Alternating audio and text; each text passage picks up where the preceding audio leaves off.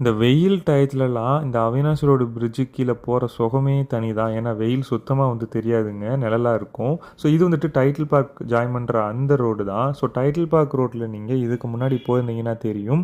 So left சைட்லாம் வந்து பார்த்தீங்க அப்படின்னா ஒரு ரோடே வந்துட்டு நம்ம எதுவும் போக முடியாது, பிளாக் பண்ணி அந்த இடத்துல நிறைய லாரி கண்டெய்னர் இந்த மாதிரிலாம் நிற்கும். அது யூஸ்ஃபுல்லாக வந்துட்டு இருக்காது.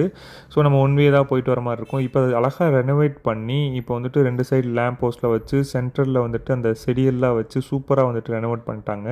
இப்போ பார்க்குறக்கே ஒரு நல்ல லுக்கு வந்துட்டு இருக்குது. அதே நேரத்தில் அந்த செடியெல்லாம் நல்லா பெருசாகவே வளர்ந்துருச்சு.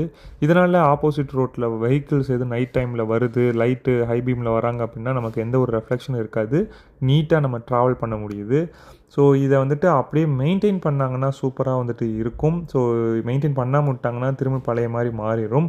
நீங்கள் இந்த ரோட்டில் ட்ராவல் பண்ணியிருக்கீங்களா? உங்களோட அனுபவம் எப்படி இருந்துச்சு? இதை வேறு மாதிரி எப்படி பண்ணலாம் அப்படின்றத மறக்காமல் கமெண்ட்டில் சொல்லுங்கள். பாய்.